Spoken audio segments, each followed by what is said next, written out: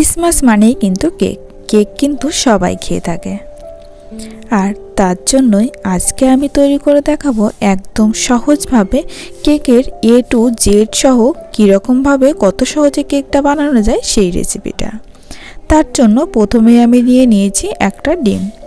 ডিম যদি তোমাদের ফ্রিজে থাকে তাহলে সেটা রুম টেম্পারেচারে আগে থেকে নামিয়ে রাখতে হবে। তারপর ডিমটাকে ফেটিয়ে নেব ভালো করে। 7 থেকে 8 মিনিট ভালো করে কিন্তু ডিমটাকে ফেটিয়ে নিতে হবে, যতক্ষণ না অবধি একটা ফ্লফি ভাব চলে আসছে।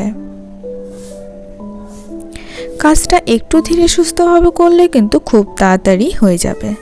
তারপর এখানে দিয়ে দিচ্ছি একটা কাপ মেপে 1 কাপ মতো চিনি। তোমরা কিন্তু কাপের বদলে বাটিটাও ব্যবহার করতে পারো। এই চিনিটাকে আমি মিক্সচারে দিয়ে গুঁড়ো করে নিয়েছি, তোমরা শিলনোড়াতে গুঁড়ো করতে পারো।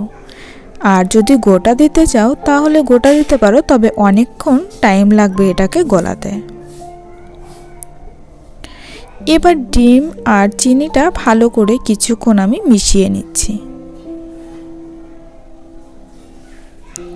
কিছুক্ষণ মেশানোর পরে দেখবে একদম খুব ইজিভাবে কিন্তু মিশে গেছে।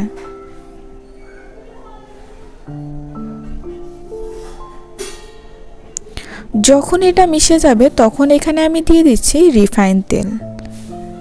1/4 কাপ মতো রিফাইন তেল দিয়ে দিচ্ছি।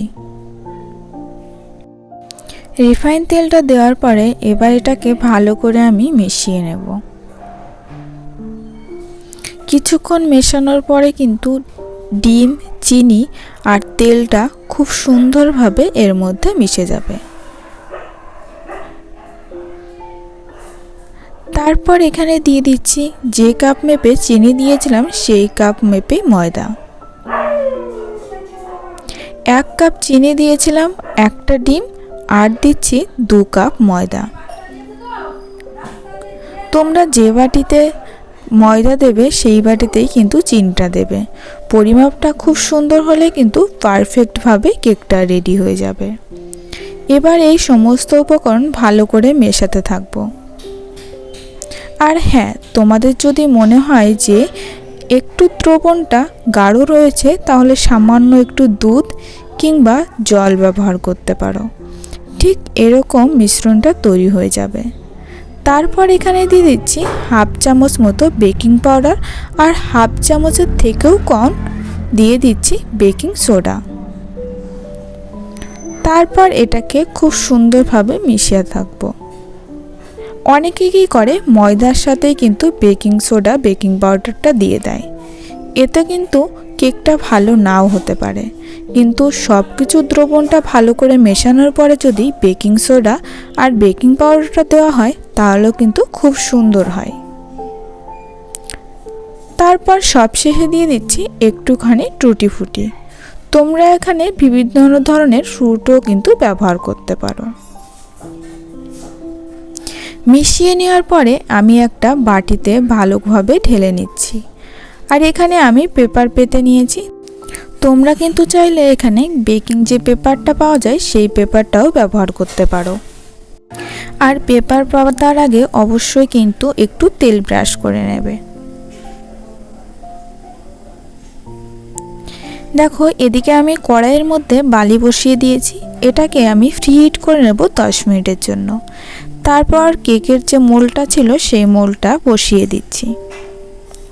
এটাকে আমি বেক করব 20 মিনিট মতো। 20 মিনিট পরে দেখো আমি ফিরে আসছি।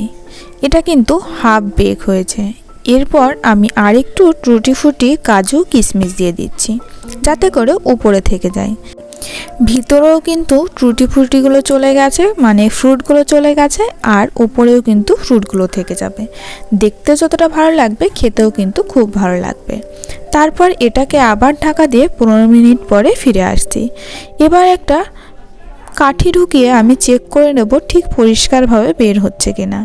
যখন দেখবে একদম পরিষ্কারভাবে বের হয়ে আসছে তখন মনে করবে একদম পারফেক্টভাবে কেকটা রেডি হয়ে গেছে। এবার এটাকে আমি কিছুক্ষণ ঠান্ডা করে নিয়ে কেটে নেব। দেখেছো কতটা সুন্দর লাগছে দেখতে, খেতেও কিন্তু খুব ভালো লাগবে। তাহলে এবার ক্রিসমাসে দোকান থেকে না কিনে বাড়িতেই খুব সুন্দরভাবে কিন্তু এরকম ফ্রুট কেক বানিয়ে নিতে পারো। দেখে কিন্তু মন ভরে যাবে, আর বাড়িতে তৈরি খাবার সবারই কিন্তু খুবই পছন্দ। আর ভিডিওটা শেষ পর্যন্ত দেখার জন্য অসংখ্য ধন্যবাদ।